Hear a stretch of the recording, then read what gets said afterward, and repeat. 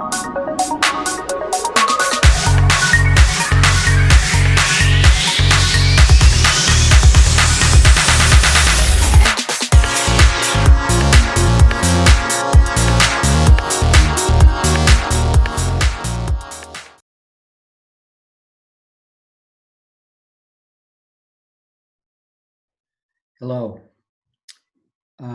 this is Tom Sargent, and today I'm going to talk about the history of macroeconomics, or actually a part of it. So let's get started. There's basically two major parts of macroeconomics, and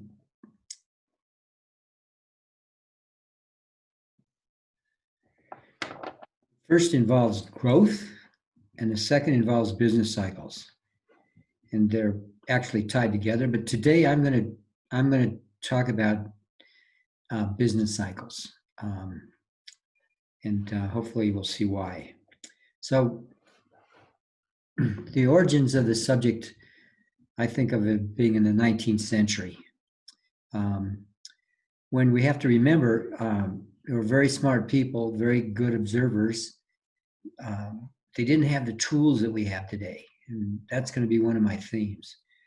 So in the 19th century, kind of a big fact that motivated serious observers was that there were business cycles and there were booms and depressions, and they seemed to be getting more and more severe. The evidence of this was impressionistic, not completely systematic, fragmentary observations of, that you could see when you walk down the streets of a big city of distress. They seem to be getting worse.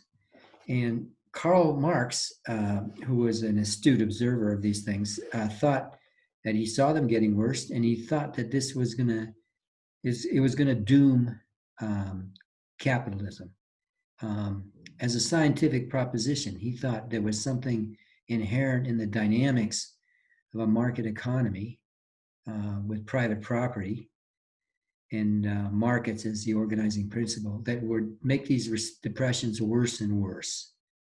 And he wrote about this, synthesizing what he thought were going to be observations.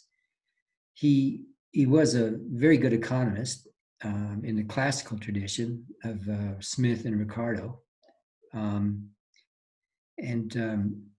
He wrote about this not using mathematics, but using sophisticated verbal arguments. So he said he had theories about the falling profit rate,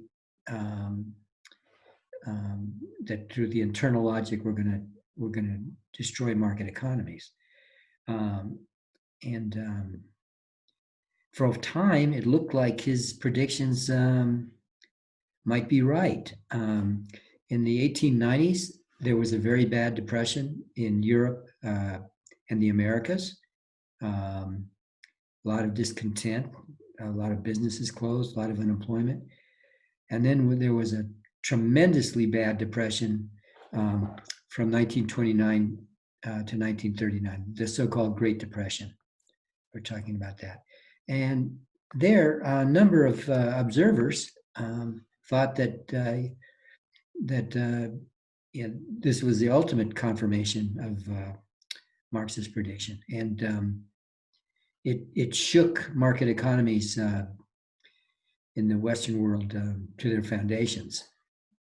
So we're going to come back to Marx's prediction because it's going to play an important role. So the work in the 19th century, I'm going to call it pre-scientific, not to disparage it, but to characterize it. And I'm calling it pre-scientific for a couple of reasons. There was very limited data, and there was not, in terms of business cycles, there's not what today we would recognize as a coherent theory. And I'll put my cards on the table. Our tool for checking coherence internal coherence of a theory is mathematics. And these 19th century theories were, for the most part, not put together as coherent theories. They were clever, they had lots of insights, but whether or not they hung together really couldn't be verified.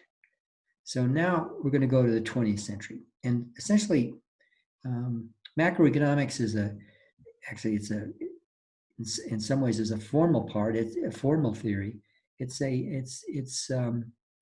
new, relatively new in terms of the suite, and it's a child of the mid 20th century. Okay, and by a scientific theory, the 20th century has taught us it's going to have several components. One is going to be measurement, something the 19th century didn't really have. So measurement, data assembling, and data description. It's pure observation. It's what the great astronomer Kepler was doing, looking at the data, trying to characterize it from stars. He had lots of planets, trying to make sense of those data. Well, lots of big effort in the 20th century was to figure out some measurements that were going to allow you to talk about business cycles in a systematic way. And then the next is, once you had those measurements, what are you going to make of them? So a theory in terms of things that would be recognized by an economist, demand curves, supply curves, the preferences and technologies that lie underneath demand and supply curves. And then the third component, which I'm elevating to be equal, because you can't do measurement and you can't do theory unless you have tools. And one reason that things were able to be done in the 20th century is the tools that were available in the 20th century were much better than in the 19th century. So the 19th century tools are basically words and logic. Basically English or Chinese or French. 20th century tools are mathematics, statistics, probability theory, and computers.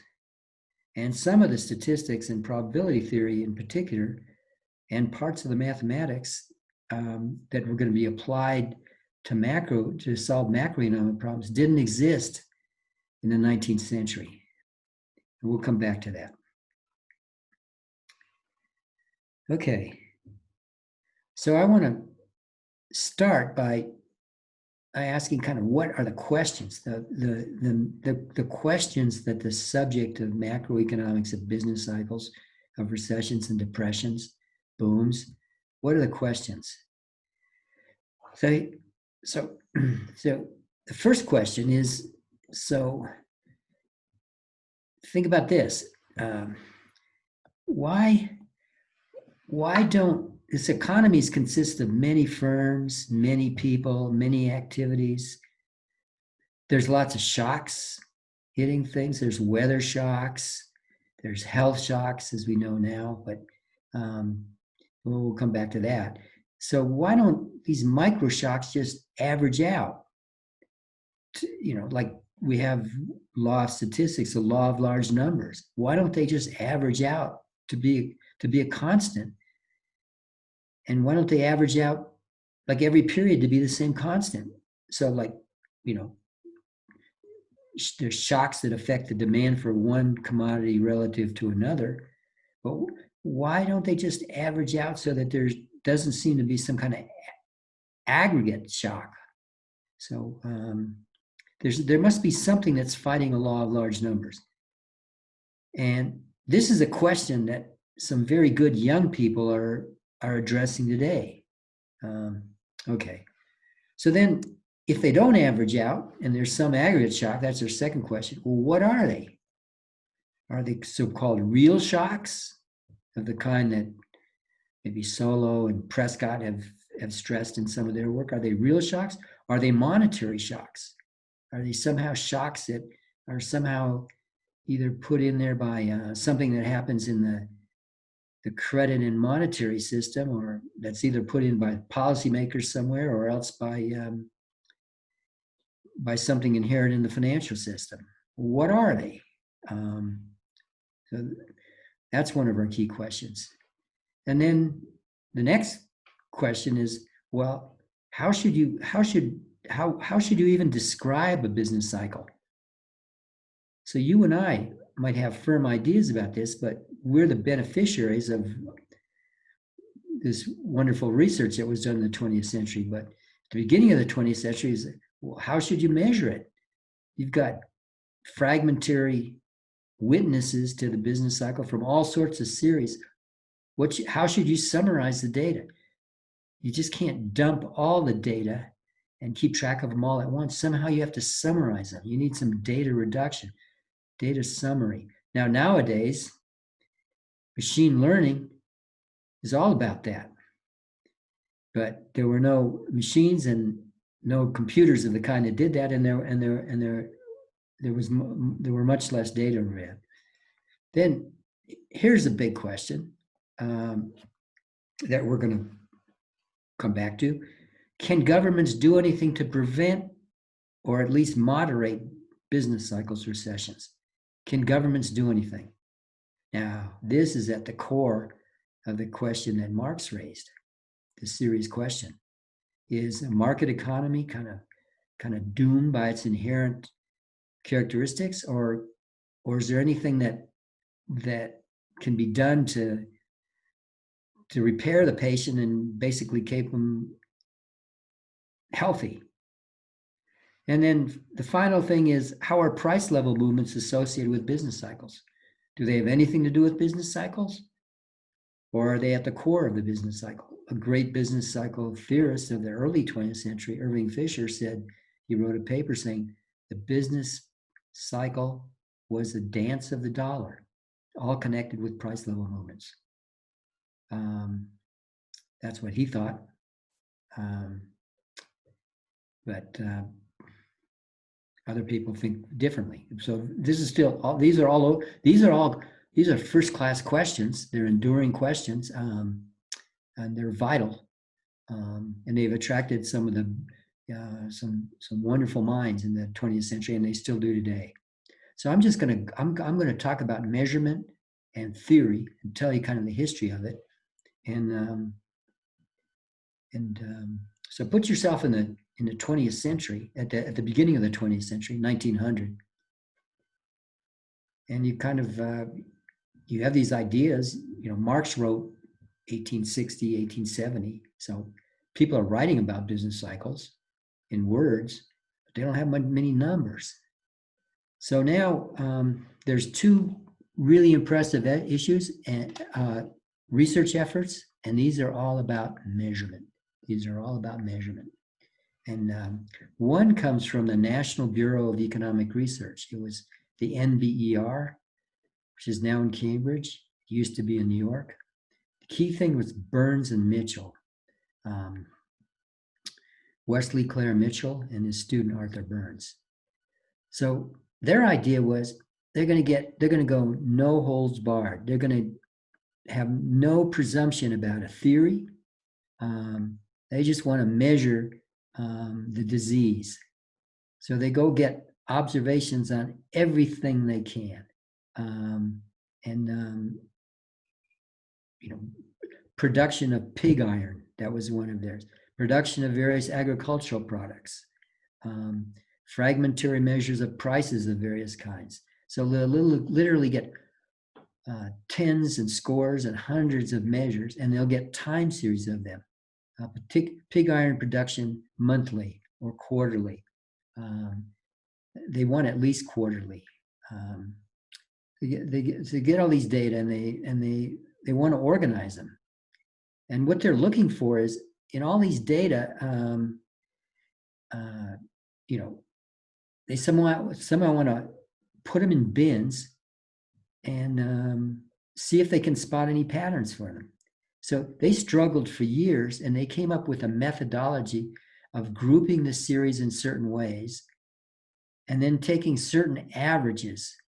And they took averages of certain sets of data across time, and basically they took averages at a point in time of a bunch of stuff, and then sometimes they smoothed those averages over time and stared at them. And by systematically doing this, they ended up, they had a graphical procedure. They took out trends. They had to think about taking trends out because they didn't want to focus on growth. They wanted to figure out the cycle. So they had these adjustment procedures, and they presented things in graphs. And what they detected is they detected patterns when that seemed to be very similar across very different business cycles.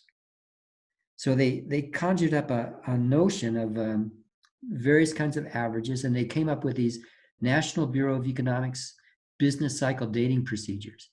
And they're the product of some judgment and immense averages across a whole bunch of series. That's what they did. And this activity remains an ongoing procedure on to today. And essentially the way to think of it, Burns and Mitchell were doing machine learning by hand and in their heads. They were looking for patterns. And they actually stumbled across something that was very close to something that hadn't been invented then. It's a factor model. It's a model that a whole bunch of time series are their common variation is all being intermediated through one or two small number of factors.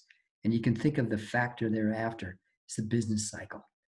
And they actually did, in their way, a pretty ingenious way of getting at this factor. So that's one thing they did. Here's another. So that's Burns and Mitchell. So those data were there. What actually turned out to be more influential was work by Simon Kuznick and Richard Stone, who what they did is they wanted to use a little bit of theory, actually not much, and come up with something called national income and product accounts. So they wanted to think about you can think about a business as an income and statement. They wanted to generalize that to have sources of income and sources of expenditure statement for a whole country. They want to add up a whole bunch of stuff. So they created, from brand new, these accounts for a whole country. The United States, in one case with Kuznets, and Richard Stone, Great Britain. And essentially what they did is, they did this both on the product side and the income side. They said, well, they defined something called, GNP. That's where this came from. And they broke it into components, mutually exclusive components. GNP is equal to consumption.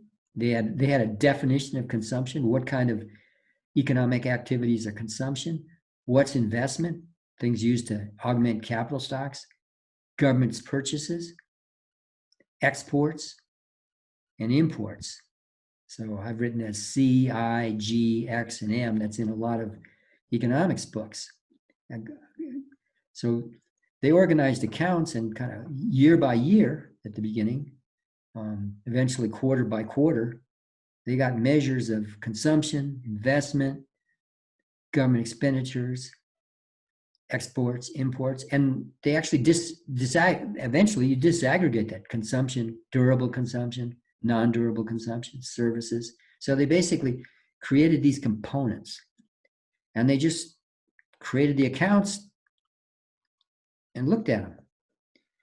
And this is a candy store for business cycle theorists, because now you could actually see not only in an organized way, you could see income going up and down, national income, and you could see which was when there was a recession, which went down more, consumption or investment or government expenditures. Okay, so they took these measures. And then the final thing is going on around the same time as Irving Fisher, building on work of other people, is getting price indices. Is the price, defining a notion of a price index and asking, how is it moving? Fisher was very concerned that price movements would cause redistributions of wealth if, depending on how contracts were denominated, and that could have big effects on the business cycle. Okay, so that's all measurement. Now let's go to theory. It's going to be our main thing we'll talk about from now on, but it's going to be very much based on the measurements, because a good way to think of Keynes is, he wrote this book called A General Theory of Employment, Interest, and Money, 1936. You could ask yourself, it's very bold, why did he use the term general theory? Why did he title it general theory? Well, Keynes was great at public relations. Well, scratch your head. Was there any other work recently published called the general theory? And the answer is yeah. It's Einstein's paper on the general theory of relativity. And Keynes is sending a message. I'm generalizing an earlier theory just the way Einstein did. That's the way I read him. That's where I hear him. So what's Keynes's idea? He's going to take the national income and product accounts that are sitting there that Kuznets prepared. He knows about those. And remember, the national income and products accounts, they have a C, they have an I. He knows Irving Fisher's concerned about the price level. Okay, so he's going to take those down, and he's going to, what Keynes actually, the way to read his book is, he's going to write down a decision rule, an economy-wide decision rule for consumption, investment, and the demand for money. I'm written at MD. He's going to write those down. Now, that is bold and heroic for reasons that we're going to, talk about the next few minutes. For C, he writes down something called a consumption function. And where does he get it from? He gets it from, a lot's from introspection, his experience. Keynes is in his mid-50s. He's seen a lot. He's thought a lot. He's going to write down an investment function. He's going to say investment depends on some things. He's going to have it depend on the interest rate in a big way and on some expectations about things in the future. Consumption, he's going to have that depend on disposable income. He's going to make that up. He's actually going to reason as if it's a very simple linear function, a constant plus a slope times income. That's his consumption function. Demand function for money, he's going to tell you it depends on the price level, the interest rate, and either consumption or output. And he's basically going to write down functions. And I'm going to call these things decision rules because that's what they are. They're theories about the decisions that people in the aggregate are choosing that are going to determine the elements of Simon Kuznets' national income accounts. That's what he's doing. As he wants to theorize not in a vacuum about it, but about the objects that are really in those income accounts. And why? Because he wants to build a theory of what's making income around. And one thing that he's going to do is he's going to not have a theory of G. He's going to have that exogenous because he wants to move it around to make policy recommendations. We're going to talk about that. So this is heroic because how did Keynes get theories of those decision rules? Well, what he did is he reasoned informally, intuitively, alluding to various forces that he thought shaped those decisions. That's what he's doing. And his discussions of those forces are they're challenging to read, but they're full of insights. He has in mind that all of these decisions, all three of these, consumption, investment, and liquidity, preference, demand for money, they all depend on dynamics. That is, you're making decisions now that are going to have consequences for you in the future. but you don't know the future when you make those decisions. So somehow beliefs about the future, your beliefs about the future are going to influence those dynamics. But there's no really good theories about the beliefs about the future around. So Keynes is he's going to make up some shrewd observations and bring them into his descriptions. Uncertainty, what are those? That's when you make decisions now, you don't know how things are going to come out. When you produce things of your firm, you don't know the demand that's going to be there in the future. You don't know what competition is going to come up with. There's unresolved, unforeseen contingencies that affect how your current decisions might work out.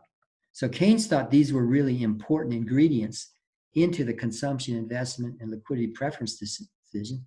And he wrote down, told you how he thought they'd work out. And partly he's bluffing, partly he's guessing. So here's Keynes's problem. He has a huge problem, a scientific, intellectual problem when he's doing this work. And you have to admire and sympathize with him. He wanted to say, he wrote this book in the middle of the Depression, where, the economies of throughout Western Europe, his own country, Great Britain, the United States, France, certainly Germany, are all in crisis. He wanted to say something constructive about the decisions about consumption, investment, demand for money, and other things, but he didn't know. He wanted to write down decisions, but he didn't know modern decision theory. Why not? Why didn't he know modern decision theory? The answer is, in 1936, most of it had not been invented. And the little that had been, Keynes seemed not to recognize its usefulness or not to know. So there's a bunch of tools that could have helped Keynes, but he didn't know them. He didn't have them. One's the calculus of variations, which was around, but he didn't use. His friend Frank Ramsey did. Things that weren't around were the Wiener-Kolmogorov prediction theory, a theory of optimal prediction of an uncertain time series. That's invented basically during World War II, 1940s. Dynamic programming, formulation of optimization problems in a very shrewd, recursive way. That's not invented until the 50s and 60s. Macroeconomists didn't get their hands on it until the 70s and 80s. De Finetti's probability theory, that was in 1936, but Keynes either didn't know about it or didn't recognize it. Maybe it was in Italian. Von Neumann and Morgenstern's theory of games, 1944. Expected utility theory is brought in. Keynes didn't have it. The econometrics of simultaneous equations, it hadn't been invented. It was invented in the late 40s and the 50s, really refined in the 60s. So what did Keynes do? He wants to say something about these decisions, but he doesn't have the tools. So what's he going to do? So what he did is he struggled, he guessed, he used all of his cleverness, he used the English language, he used a little bit of math, high school math. He had geometric series. 1 over 1 minus b is equal to 1 plus b squared plus forever. That's the multiplier. So you could ask, well, why didn't Keynes wait? He surely had some sense that he was short of the tools. So why was he in such a hurry? And here's going to be a key message of this little idiosyncratic, really personal history of macroeconomics and business cycles. Why was he in a hurry? It's because he wanted to give a constructive response to Marx's challenge. Remember, Marx predicted that business cycles were going to cause an end to the capitalist system. And Keynes liked the capitalist system. He was a classical liberal. He liked the way markets worked. He admired what they achieved. So he wanted to give a constructive response to Marx's challenge. That is, he wanted to provide a theoretical justification for some recommendations for a government to use fiscal policy to tame depressions and strengthen market economies. That's what he wanted to do. And he actually had a prescription that he had endorsed before he wrote this book.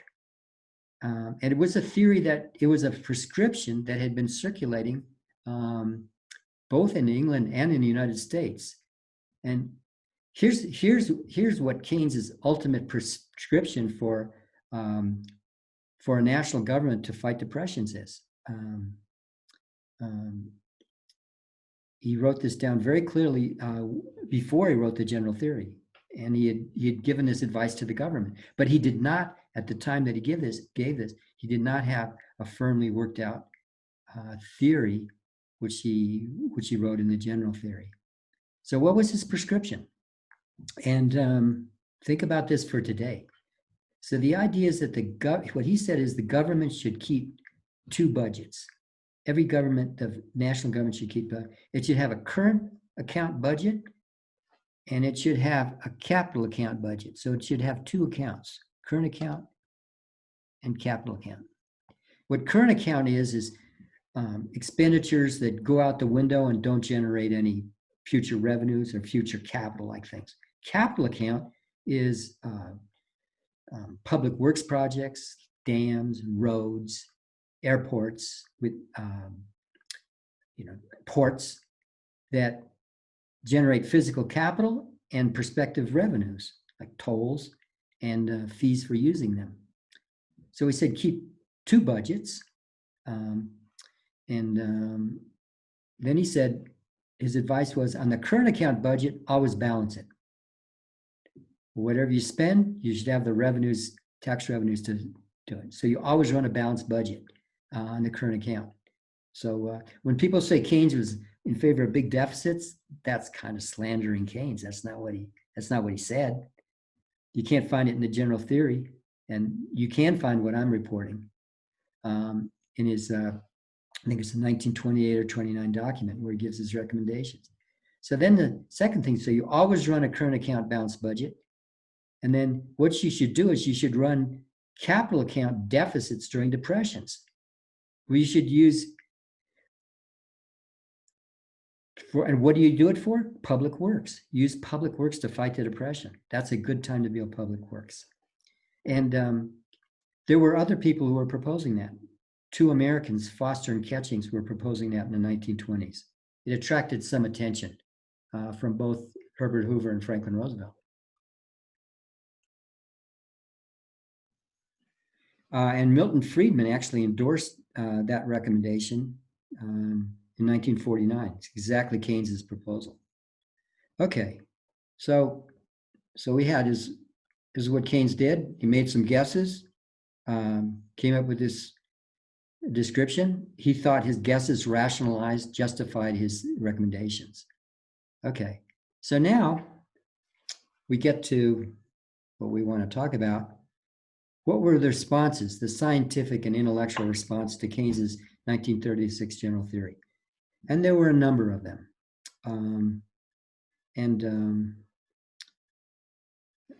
So I'll go through these. And while it may seem that you may hear me being critical or reporting other people being critical, but I think it's critical in the most complementary sense to Keynes. The first thing is, you can test for this for yourself. Keynes's book, 36, it's very difficult to read because there's too little math. There's a lot of ambiguity and possibly incoherence because there's too little math. So some very smart economists who were young, they were very young at the time. They were attracted to Keynes's arguments, but couldn't understand it. So what they did is they undertook to use some math to translate Keynes's words into math. Hicks, in his famous paper on ISLM in 1937, Franco Modigliani in 44, they wrote down small several equation systems, simultaneous equation systems that had Keynesian-like decision rules, just like he had, but it was all written down.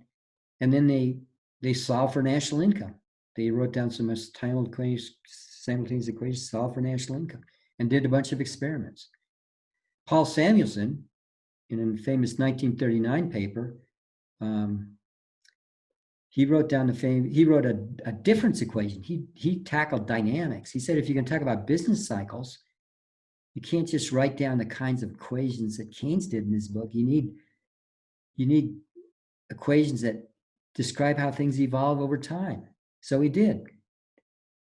He wrote down a consumption function that had some dynamics. He wrote down a particular kind of investment function, which is actually quite clever because it actually does a good job of fitting data, the accelerator. Keynes did that. And then simultaneously, around the same time, in a League of Nations study, Timbergen wrote down an econometric statistical model and estimated it. Econometric model of the United States. And that eventually that was 1939 or 40, and that led to a bunch of work that actually culminated in Klein and Goldberg's 1955 model of the business cycle. So these people were, what they were trying, thought they were being sympathetic to Keynes and doing what Keynes, what they read Keynes and they said, here's what I think Keynes is saying. And Keynes actually was, he was ambivalent about what they did. He basically, he often said, nice try, but that's not what I meant. So there's a literature that started around, Keynes started it. It's that's not what Keynes meant literature. Keynesian economics is not what Keynes, that's not what Keynes meant. That literature continues to this day. I just read a book by a prominent policymaker in 2020 saying, you guys don't know how to read Keynes. Well, whose fault is that?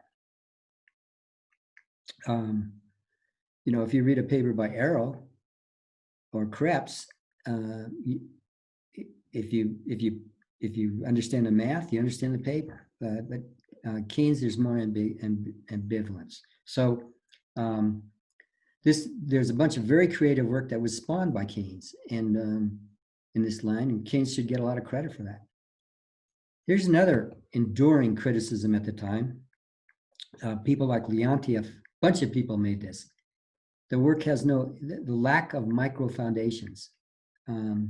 Keynes wrote down these decision rules, and the question is, one thing we can say this is, what questions are Keynes's consumption function, investment function, demand for money function, his decision rules, what are those, what questions are those the answers to? He wrote down those are, so, and how would you even sharpen that up? So the first thing is, do they come from some optimum problem? That's the way the impression. Is there an optimum problem? That's the way the impression, the profession, economists, famous economists, what's the optimum problem? Next thing is, do Keynes's guesses, how'd they work on with the actual data? If you actually got some data on his consumption, investment, demand function for money rules, how'd they do? And could you improve them? And then the final thing is, and what is the relationship of Keynes's quote unquote general theory to the general equilibrium theories of Walras and Hicks? In other words, what's his general theory generalizing? If he wants to appeal, compare his endeavor to Einstein, well, Einstein told you exactly. His general theory was generalizing one of the assumptions in his special theory of relativity. What's Keynes doing relative to Walras and Hicks, the classical theory, the so-called classics? That's a good question. So, and the way to think about work after Keynes, the way to organize the discussion is to say, well, they were tackling these questions. And I want to make the remark that these questions are a tribute to Keynes, a compliment. And a thing to note, a principle to take away is good research often frames more good questions than it answers. And Keynes's work did that.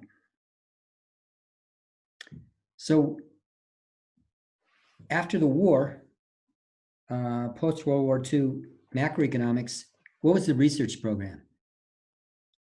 What were the questions that were asked, and what was the strategy? And that's what I'm going to try to convey right now. Okay, so I'll break these into several points. The first is, it created started with the work with Timbergen. The part was to invent an econometrics and a statistics, a structural econometrics of simultaneous equations of the kinds that were lurking in Keynes's book. Simultaneous equations, time series, the kind that Samuelson said you had to look at, cross sections across people to actually figure out what shocks average out and what don't, in order to estimate and evaluate Keynesian decision rules. So that's the invention of much of modern econometrics. And at least half of this, more than half, was motivated by a desire to put Keynesian economics to work in order to do his noble thing of making the government able to prevent recessions from causing the destruction of market economies. So the Coles Commission giants, Hurwitz, my old colleague at Minnesota, a true giant, Charling Koopmans at Yale, who had been at Chicago, Timbergen, Havelmo, they were all motivated by putting statistics and econometrics to work to estimate and evaluate Keynesian decision rules. And they had to invent a magnificent part of statistics that was not present in ordinary statistics. The second thing was this was major, to pose and solve single agent optimum decision problems to find the micro foundations underneath Keynes's decision rules. And you're going to see how these problems were set up. And giants worked on this.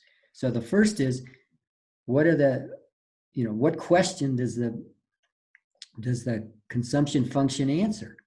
And the two giants that took early answers to that question were Milton Friedman and Franco Modigliani. And then other people like Robert Hall refined their work much further. And that continues to this day. It's very fruitful. So the question is, what do optimum consumption functions look like? If you want to talk about multipliers, Keynesian multipliers, the behavior of consumption functions is critical, what they look like. And so following Friedman, Modigliani, optimum problems, dynamic, stochastic optimum problems have been used as the machine to do that. The investment function. Now this turned out to be very challenging because 25 years after Keynes wrote his general theory, a great economist, Trygve Havelmo, applied to calculus of variations to try to derive the Keynesian investment function. He wrote a book on it, a study in the theory of investment. And what he came up with, he couldn't do it on assumptions that looked like Keynes's. He got a demand function for capital, but not for investment. So after Havelmo did that, a big puzzle was, how on earth could we get closer to Keynesian's investment function? By posing an optimum problem. Some very smart people worked on that. Dale Jorgensen and Hall, they got partway, but then the most satisfactory answer to date was discovered by Lucas, Treadway, Gould, and Hayashi by using the dynamics of adjustment costs. You had to have some adjustment costs, and finally, after like 30 or 35 years, somebody discovered a problem that an investment function partially looking like Keynes's actually solved. So now you kind of understood its foundations. The demand for money, giants worked on this. Where this demand for Keynes's demand for money come from? It's a hard problem, and he said some very wise things about it, but he did not have the tools. So people who did have the tools, mainly expected utility theory and a little dynamic optimization, Tobin, Baumol, Markowitz, Samuelson, Robert Merton, they posed portfolio balance problems, and by attacking that problem, they opened up the way to a rich literature on portfolio decision making that goes on to this day. And then the final, these are things that made my list. There's much more. Keynes emphasized, because he was onto and he was struggling this uncertainty about the future. Time and chance played a big role. And you could see Keynes struggling to get a theory about what would happen in the future, and he didn't have one. He basically talked about animal spirits, talked about waves of optimism and pessimism. He thought they had big effects. He kind of made them exogenous, but he kind of he didn't know what caused them. He said some intriguing things about them that have hints, but he's far short of a theory. This was a loose end in macroeconomics, in big parts of dynamics, until John F. Muth talked about the theory of, the question was, how should you predict the future? Well, Muth knew more about Wiener-Kolmogorov prediction theory than anybody. He was a kid, assistant professor at Carnegie Institute of Technology. So what he said is, well, why not just apply optimum prediction theory to the problems of people who want to predict an uncertain future? Sure, there's a lot of randomness in the future, but let's see what, he said engineers and physicists face similar kinds of randomness, and they have these tools. So he started applying them. So Muth started that, and then Lucas and Prescott picked it up. Muth built on earlier work by Friedman and Nerlov that went only part way because to Muth. They were creeping up on it. They didn't know as much prediction theory as Muth did. So you can see what Muth's using tools that weren't even available to Keynes. So is Tobin. Okay. So what were the tools used? They were the calculus of variations, Wiener-Kolmogorov prediction theory, expected utility theory. And those remain the tools today.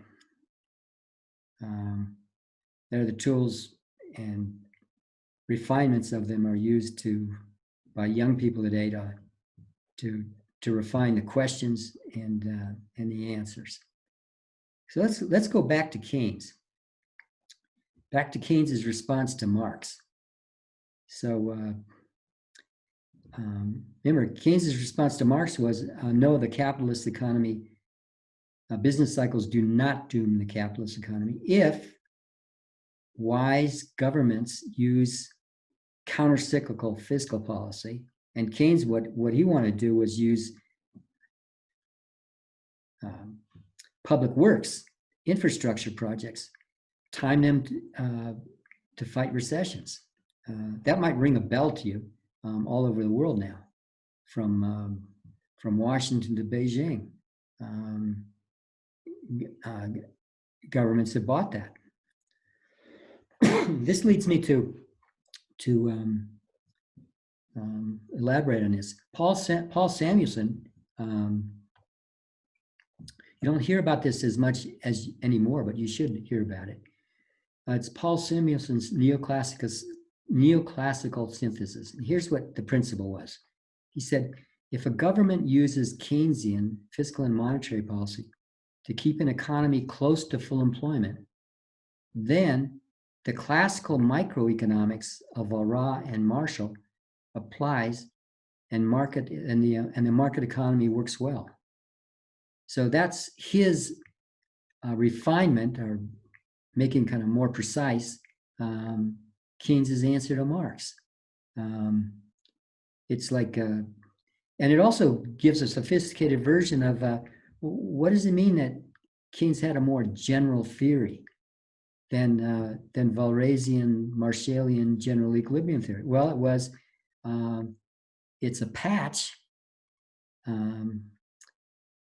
It's a patch to classical theory, market clearing, that makes the market clearing work. So I've been told, this is kind of a famous story that you hear from China. Deng Xiaoping's economic advisors had a question to the great American macroeconomist James Tobin when he visited China.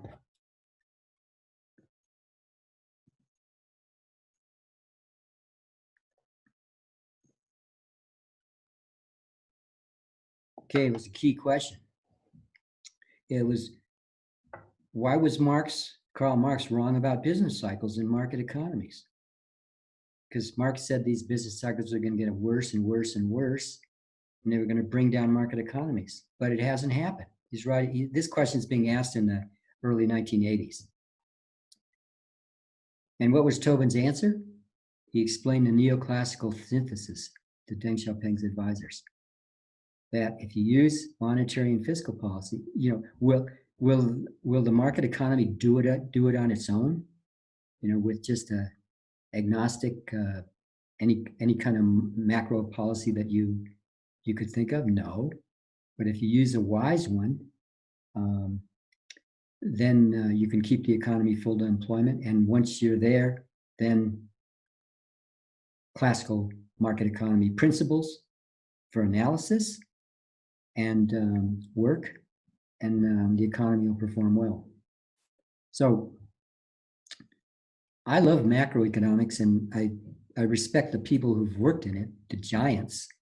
They did intellectually very clever things on an extremely important problem for all of us.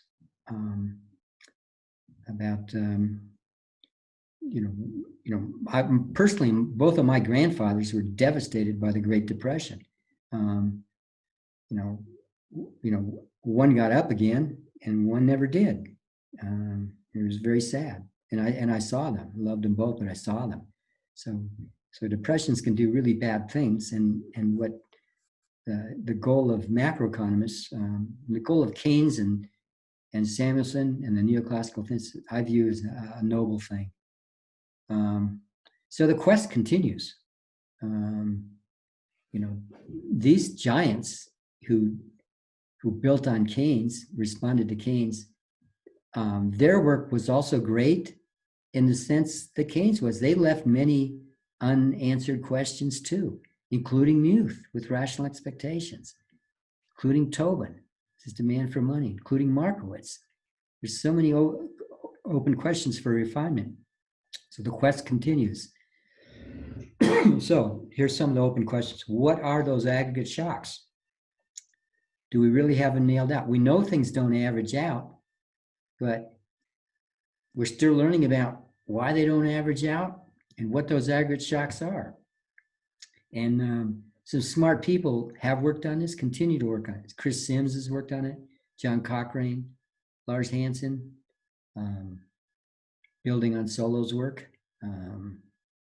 But we have to, all these people are humble in saying that this question, that, remember, I start out with a central limit theorem, asking, why don't these, law of large numbers, why don't these shocks average out? And if they don't average out, what are they? Are they real shocks or monetary shocks, financial shocks? We're still learning about that.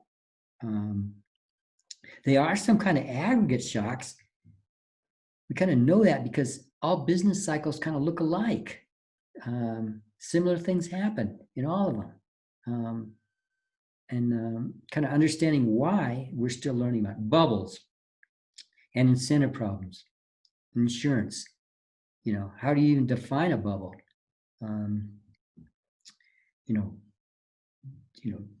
how do market structures and expectations interact about this? Really smart people are still working on this. Pattern going back to Burns and Mitchell, and the national income measurement. The measurements that macro is built on were done, 90 or 80 or 100 years ago by Burns and Mitchell and Kuznets. In terms of Burns and Mitchell, we have new techniques for pattern recognition, data compression, machine learning. Are there national income accounts that do those measure all the things that we want to measure? Given some of the issues about global warming and things like that, those are key things that young people are appropriately working on. And then an enduring issue, which Keynes was really interested in, is from the beginning, because he was a student and advocate for the post-war World War I great inflations and monetary disturbances and debt problems, debt default problems in Europe. What's the line between monetary and fiscal policy? Can you even tell the difference? It's a line that's always being stressed. It's arbitrary. Keynes and Friedman put us on the path to kind of studying that. But today in 2020, with the latest macro shocks we have, are monetary and fiscal policy a team, or are they separate? And finally, I think in the best tradition that continues, using work about in the neoclassical synthesis tradition is a great economist and a great public servant, Ben Bernanke.